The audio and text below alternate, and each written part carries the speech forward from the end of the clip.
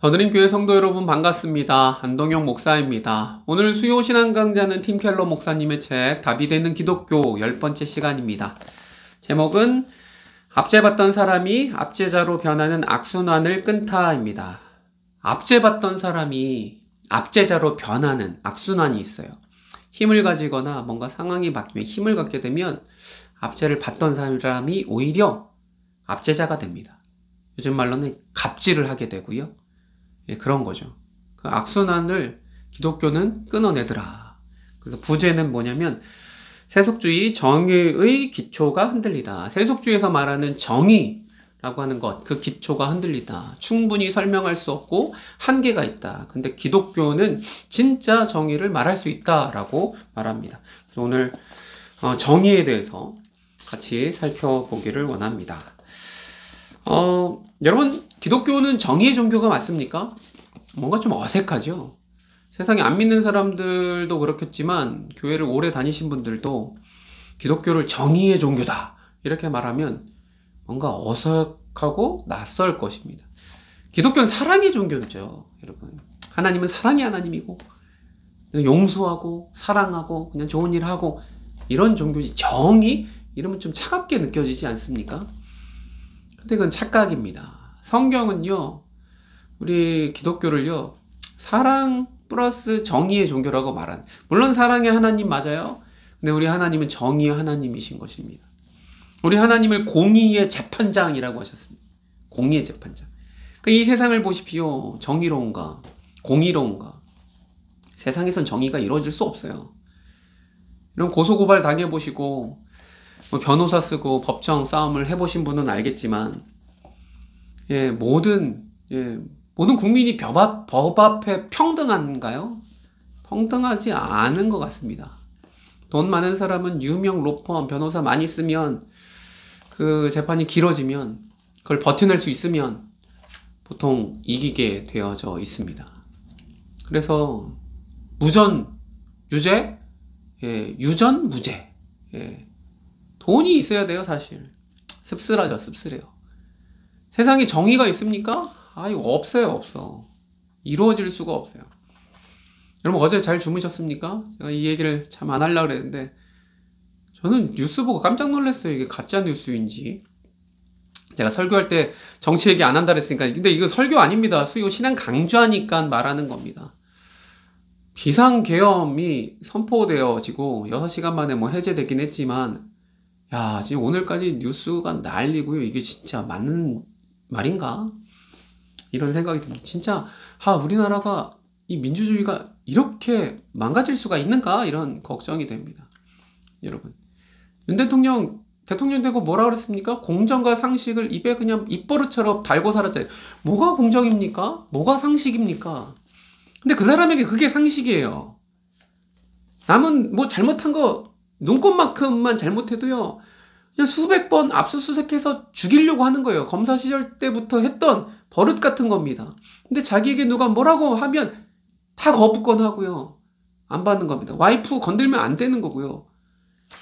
비상계엄까지 선포하면서 막으려고 하는데, 여러분 어떻게 이것을 막겠습니까? 이제 우리나라는 이 흐름을 이겨낼 수 없을 겁니다. 제가 지금 정치 얘기한다고 그러지 마시고, 정치가 아니고요, 정의에 대해서 말하는 겁니다. 정의. 여러분, 세상에 정의가 있는가? 윤 대통령에게는 이게 정의입니다. 우리 국가, 이 민주주의 국가를 전복시키려고 하는 빨갱이들이 국회를 다 장악해갖고 다 자기가 해결해야 되는 거죠. 그래야 영웅이 되는 거고, 나라를 지키려고 하는 그 사람이 사는 세상에서는 그게 정의고 그게 공정이고요. 그런 것이죠. 그럼 이거 한 가지만 봐도 세속주의에서 말하는 정의가 얼마나 한계가 있는지 몰라요. 정말입니다. 근데 우리 하나님은 어떤 분이냐? 진짜 공정하신 분. 그래서 세속주의는요, 세속주의 학자들도 정의에 대해서 한계를 굉장히 많이 느껴요. 하버드 대학의 정치 철학자, 유명한 사람이죠. 마이클 샌델 교수. 정의란 무엇인가라는 책도 유명해졌고 강의도 유명했고 우리나라에 한때 붐을 이뤘습니다. 그 사람이 이렇게 역설했는데 모든 정의 개념에는 어쩔 수 없이 가치 판단이 개입되기 때문이다 이렇게 말했어요.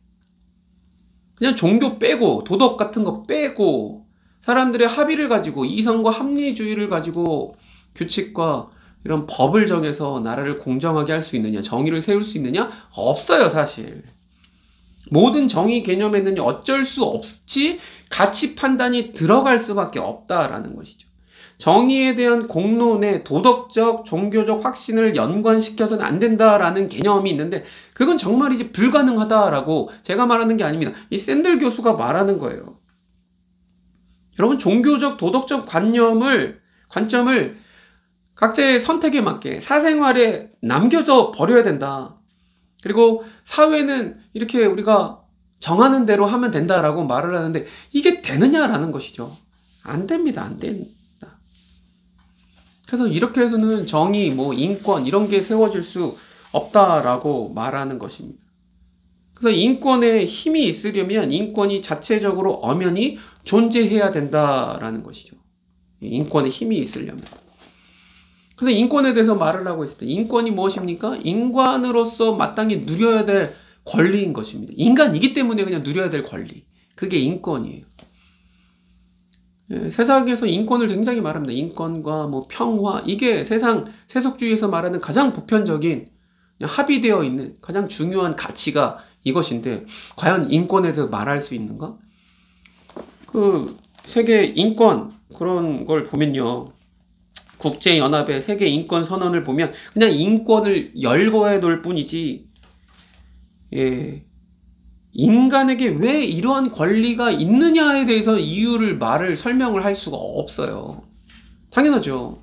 절대적인 가치를 부인하는 상대주의 세상, 이런 세상을 살아가는 포스트 모더니즘 세상을 살아가기 때문에 당연한 게 없어요. 종교를 빼고 진리를 빼고 어떻게 말을 합니까? 그냥 열거만 할 뿐이. 그래서 한계가 있는 것인데 이런 인권에 힘이 있으려면 인권 자체에 어떤 힘이 있어야 되거든요. 근데 세상에서는 없다. 근데 종교는 있다. 우리 하나님에게 이 말씀에는 있다라는 것이죠. 그래서 여러분 성경을 보면 창세기에 보면 그렇지 않습니까? 모든 인간은 하나님의 형상으로 창조됐다라는 성경의 가르침에 기초하지 않습니까? 이것이 인권의 가장 기초적인 거예요. 인권 개념의 가장 탄탄한 기초가 그래서 성경에 있는 것이죠. 왜 사람이 인권이 있어야 되느냐? 성경이 그랬거든요. 하나님의 형상으로 창조했거든요. 그 사람의 성별이나 피부색이나 출신이나 이런 거 지적인 거나 가지고 있는 거나 이런 거 상관없이 인간이라면 하나님이 창조했다면 하나님의 형상을 닮았다면 이 사람을 존귀한 존재로 여겨야 된다라는 것이죠. 성경에. 그래서 인권이든 정의든 성경을 제대로만 알고 나면 오히려 이렇구나라고 깨닫게 되는 게 많이 있어요. 옛날에는 고대 근동지방에서는요. 바로라고 하는 신의 형상이죠. 신의 아들이죠. 그 사람은 보통 사람하고 다른 존재입니다. 신으로 추앙받는 것이죠. 다른 평민들이나 노예는 말할 것도 없죠. 인간이 짐승보다 못한 대우를 받았으니까요. 주인 마음에 안 들면 그냥 죽일 수도 있었어요. 그리고 쉴 수가 없어요. 뭘 쉬어요? 어떻게 쉬어요? 쉬는 것은 높은 사람, 귀족들에게만 이제 누릴 수 있는 권리인 것입니다. 근데 성경은 어때요? 노예든, 특별히 또 여자, 그 당시 또 우리나라도 조선시대 장난 아니지만, 여자든 노예든 상관없이 모든 사람은 쉬어야 돼라고 안식일을 말하지 않습니까? 성경에. 여러분, 이거 진짜 그 당시에 굉장히 파격적인 겁니다. 굉장히 급진적인. 왜?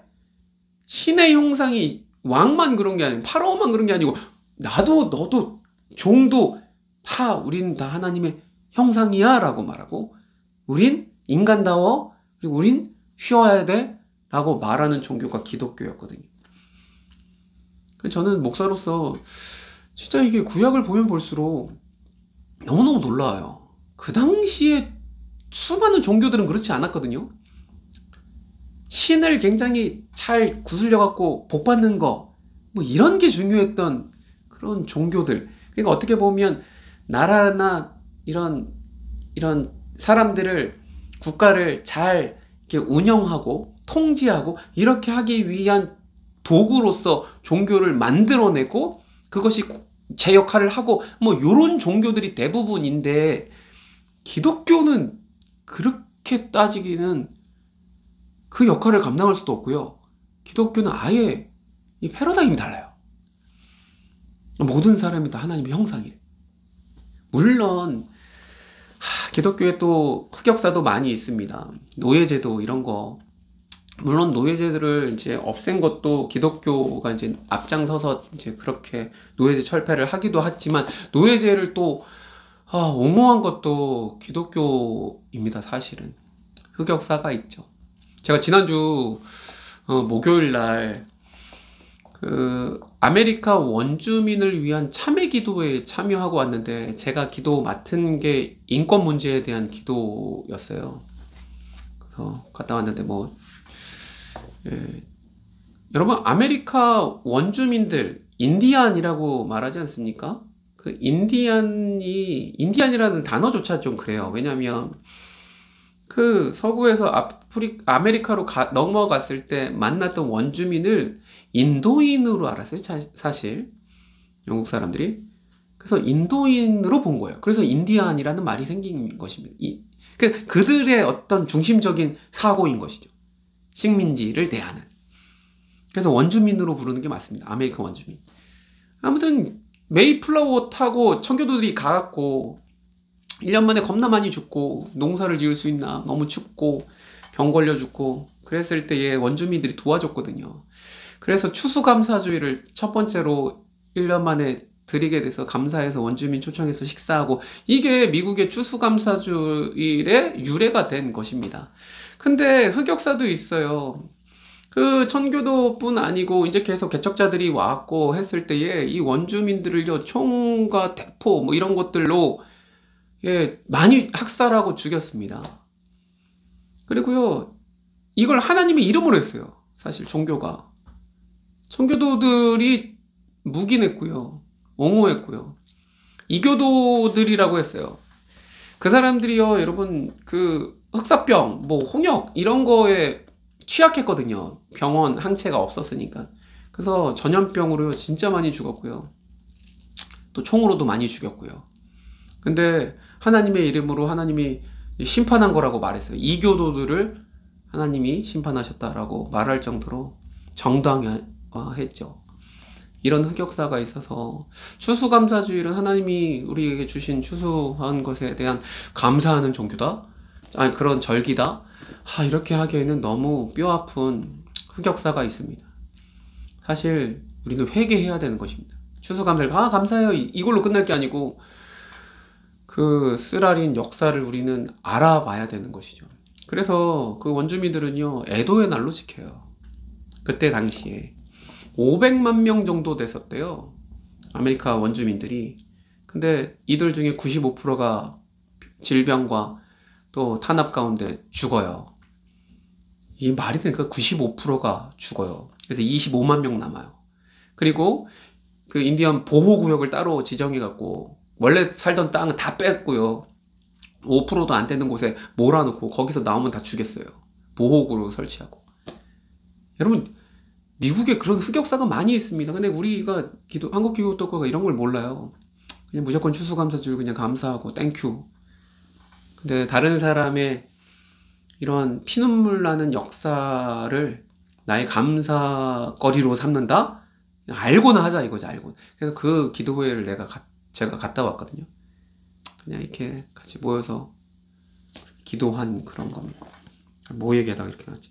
아무튼 그런 흑역사가 있습니다. 기독교는 항상 정의를 말하기가 쉽지는 않은 건 맞습니다. 근데 원래 그런 과오가 있지만서도 성경에서 말하는 바는요, 정말 우리 하나님은 정의의 하나님이시더라 라는 것이죠. 세속주의는요, 정의에 대해서 말을 못해요. 모더니즘 세대에서는 그랬습니다. 인간을 압제했습니다. 전체주의 성향이 있었거든요. 폭력을 정당화했고요, 관료주의와 과학적 방법을 동원해서 폭력을 더 효율적으로 했어요. 그들에겐 그런 것이 공익, 공공의 이익을 위하여서는 다 허용을 됐던 것이 모더니즘 세상이었습니다. 근데 포스트 모더니즘 세상으로 넘어가서 좀 달라질 거라 같았는데 사실 양상은 똑같아요. 거기서도 정의가 세워질 수가 없습니다. 포스트 모더니즘은 무엇입니까? 거대 담론에 대한 불신이거든요. 거대 담론, 큰 이야기, 그리고 모든 사건, 모든 관점, 모든 형태의 지식을 하나의 종합적 설명 속에 빨아들이려고 하는 전체주의 이론에 반대하는 거죠. 진리가 어딨어? 보편적인 게 어딨어? 다 부정하는 것이죠. 이게 포스트 모더니즘이거든요. 근데 포스트 모더니즘조차도 무엇입니까? 이 보편적인 모든 가치를 부정하기 때문에 똑같이 포스트 모더니즘이 아니야? 그럼 착한 사람과 나쁜 사람을요 이원론으로 갈라놓고요. 그래서 절대 가치와 절대 원리 거대 담론을 옹호하는 부를요 나쁜 놈으로 몰아붙이거든요. 배격하거든요. 그래서 똑같아요. 포스트 모더니즘도요. 압제하는 것입니다. 인권이라는 이름으로, 정의라는 이름으로 서구 열강이 지금도 여러 가지로 압제를 하더라. 그래서 세속주의에서는 정의가 설 자리가 없어지고 있는 것이죠. 그래서 모든 진리 주장과 거대 담론을 해체하는 철학 운동이죠. 그 영향력이 이제 지금 다 했다고 학자들이 말을 하고 있습니다. 모든 걸 거부하기 때문에. 저는 우리 아들들 키우면서 이걸 참 많이 느낍니다. 예를 들어서 이겁니다. 우리 우빈이랑 우진이가 싸워요. 첫째, 둘째가 싸웁니다. 지겹도록 싸워요. 우빈이가 하는 말은 맨날 똑같습니다. 저놈이 동생인데 까분다라는 거죠, 형한테. 들어보면 또 그럴싸해요. 형한테 까불면 안 되죠. 여러분, 이게 모더니즘 사상입니다. 어떤 관료적이고 전통적이고 이 폭력적인 질서, 이거 당연히 해야 돼. 당위, 뭐 이런 거를 말하는 겁니다. 근데 동생 입장에서 보면 그걸 왜 따라야 돼? 그게 무조건 맞아라는 거죠. 나는 억울한 거거든요. 형이라고 무조건 오라? 아니거든요. 이게 포스트 모더니즘 같은 거예요. 둘 다 싸워요. 진리가 없어요. 누구 편을 손들 수 없어요. 그래서 계속 얘기 듣다가 시끄러워. 네 둘 다 잘못했어. 그리고 꼴밤 한 대씩 맞는 거죠. 세상에서 말하는 정의는 그런 것입니다. 정의가 없다. 정의가 없다. 근데 우리 기독교에는 참된 정의가 있다. 참된 정의가 있다. 세속적 관점은 도덕 가치와 인권을 잘 설명하지도 못할 뿐더러 꾸준히 이를 존중하며 살도록 사람의 마음을 움직이지도 못한다. 이게 제대로 된 마지막 평가입니다.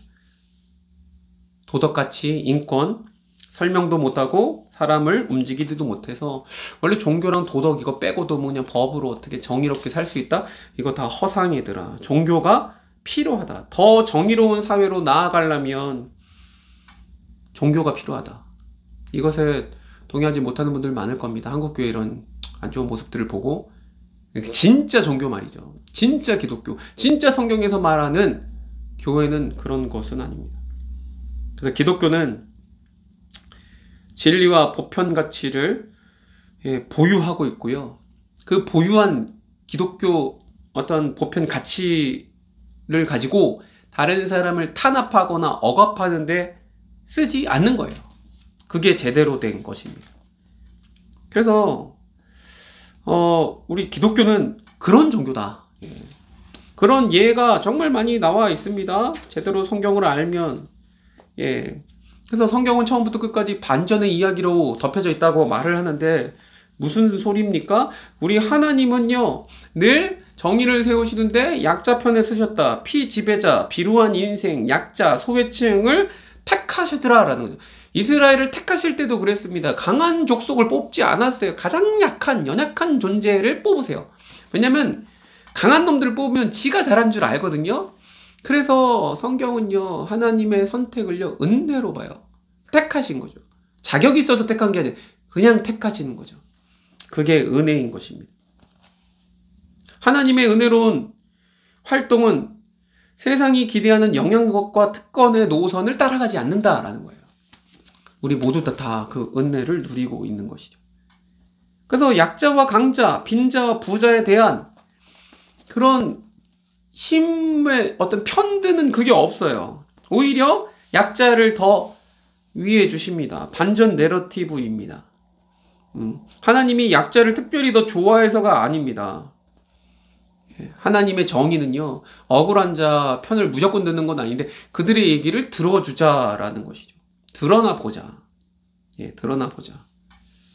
기독교인의 힘은요, 거기에 있어요. 은혜에 있고요. 그래서 어떤 큰 공을 세우거나 내가 뭘 노력해가고 뭘 이뤘다? 그래서 구원받는 게 아닙니다. 자신의 연약함과 우리 예수님의 필요성을 인정하고 받아들이는 자에게 구원이 있어요. 약자에게 흐릅니다. 이렇게 기독교에서 말하는 보편적인 그런 진리 되어 있습니다. 복음이죠, 복음. 진짜 좋은 소식인 것이죠. 그래서 구원을 어떤 선행과 도덕적 노력으로 얻는다면 능력과 자격과 실적과 특권을 더 갖춘 사람에게만 유리할 것입니다. 구원을 그렇게 따진다면. 머리 좋은 걸로 따진다면, 대학 입시하듯이 그런 걸로 따진다면, 어떻게 해요? 머리 나쁘게 태어나거나, 부모 잘못 만나가고, 잘 뒷받침 못 받거나 이러면은 이제 말짱 꽝인 것이죠. 근데 순전히 은혜로 받는 구원이기 때문에 실패자와 외부인과 약자에게도 유리한 그런 것이 기독교다라는 것입니다. 그리고 이 압제의 악순환을 어떻게 끊으시느냐? 여러분, 이스라엘 백성들이 애굽에서 선택받아서요. 물론 아브라함 자손이긴 하지만 애굽의 종이었지 않습니까? 근데 출애굽 시켰어요. 종에서 출애굽 시켜서 자유인으로서 가나안 땅에 들어가서 이제 하나님 나라를 살아갈 때 하나님이 강조한 게 뭐냐면요, 다른 너희들도 나그네였었다라는 거죠. 여기 보면 이제 구약에서 늘 말하는 게, 너희도 애굽 땅에서 거류민이 되었으니, 거류민이라는 건 나그네라는 거예요. 예. 이민자와 다른 인종을 압제하지 말라 라는 경고를 수없이 하셨어요, 하나님은. 그러니까 압제를 받았어. 근데 내가 형편이 좋아져서 힘이 있다고 누구를 압제한다? 아이, 그게 아닌 거예요. 너네 그러면 안 돼라는 거죠. 나그네를 환대하라는 거죠. 압제하지 말고. 왜요? 니네가 얻어내 성취한 게 아니잖아요. 하나님의 은혜잖아요. 그들이 노예로 살다가 해방된 거 자기 힘으로 이런 일이 아니에요. 하나님의 은혜요. 그래서 그렇기 때문에 그것을 기억하고 남을 지배하려는 인간적인 본성을 버려야 되는 것이죠. 그걸 복음은 이렇게 말했습니다. 십자가야말로 압제받던 사람이 압제자로 변하는 악순환을 결정적으로 끄는 사건이다. 십자가가 그런 것입니다. 예수님의 십자가 사건. 그 예수님의 십자가 사건은요, 압제받는 사람이 다시금 압제자로 복수하는 것. 제가 진짜 예수님이었으면 십자가에서 죽으시고 부활하셨어요? 그러면 복수하러 돌아다니죠. 너희 새끼들, 나 괴롭혔던 놈들, 빌라도 총독부터 시작해갖고 나 막 싸다기 때렸던 놈들, 군병들 다 잡아 족쳐야지. 그렇게 안 한다고요, 여러분. 예수님은 십자가 때문에. 그게 진정한 사랑이고 용서인 것이죠. 폭력을 폭력으로 갚지 않아요. 그들을 오히려 용서하세요. 그래서 기독교의 정의는 이런 것입니다, 여러분. 너무 멋있지 않습니까? 압제받던 자가 압제자로 변하지 않아요. 그 악순환을 뭘로 끊어요? 예수님의 십자가 사건, 그것으로 끊고 우리도 그런 존재로 살아가더라라는 것이죠. 하여튼 마무리하도록 하겠습니다. 제가 지금 이런 영상을 찍을 때 굉장히 많이 찍거든요. 그래서 많이 찍으면 어떤 현상이 발생하냐면, 내가 이 말을 했던가 안 했던가 머릿속에 좀 섞이는데 오늘은 더 섞이는 것 같습니다. 어제 잠을 잘 못 잤고, 또 계속해서 한쪽 편에선 그 생각, 비상계엄 생각이 돌기 때문에. 아무튼 여러분, 오늘 이 10과의 내용, 세상에서 정의가 있는가? 종교를 빼고 더 정의로운 세상이 될 수 있는가? 물론 종교가 안 좋은 일들도 했지만 진짜 성경에서 말하는 우리 하나님이 말씀하시는 메시지는 그렇지 않더라. 사람을 사람답게 인권으로 보시더라. 하나님 형상으로. 그리고 약자 편에 서서 공정을 세우시길 바라더라. 압제를 받다가도 압제자가 되지 않나요? 왜? 십자가 사건 때문에. 예수님도 그렇게 용서하셔서 정의를 세워가셨더라. 한국교회는 진짜 이 정의를 제대로 세워가는데 앞장서야 되는데요. 그렇게 못한 것에 있어서 정말 한 명의 목사로서 정말 죄송하고 회개하고 반성합니다. 정신을 차려야 되고요. 목사뿐 아니고 한국교회 성도들이 다 회개하고요. 이 나라를 위해 정말 기도하면서 나아가야 될 것 같습니다. 이 땅에 진짜 하나님의 정의가 세워지도록. 그래서 사랑만 외칠 게 아니고 진짜 사랑하려면 정의와 함께 가는 사랑이어야 되죠. 예, 오늘 이러한 내용들을 좀 생각해 보면서 아모스서에서 말한 것처럼 하나님의 정의와 공의가 다시금 흘러져 나아가는 그런 우리나라 대한민국 되기를 간절히 소망합니다. 예, 오늘 이 나라를 위해 좀 같이 기도했으면 좋겠습니다. 하나님, 우리나라를 불쌍히 여겨 주시옵소서. 또 다행이고 감사하죠. 이 나라가 그래도 국민들이 민주주의를 지켜냈구나. 앞으로도 어떠한 세력들이 뒤집으려고 해도 하나님 지켜주시기를 위해 기도했으면 좋겠고, 정말 바른 역사 인식과 또 성경적인 가르침에 우리 바탕으로 해서요, 우리 성도들이 정말 깨어있는 시민으로 살아나기를, 대한민국 국민으로서도 그렇지만 하나님 나라의 시민, 하나님 나라 백성으로도요, 우리 나라를 위해서 또 자신을 위하여서 같이 생각하면서 잠잠히 좀 기도하는 그런 시간 가졌으면 좋겠습니다. 기도하겠습니다.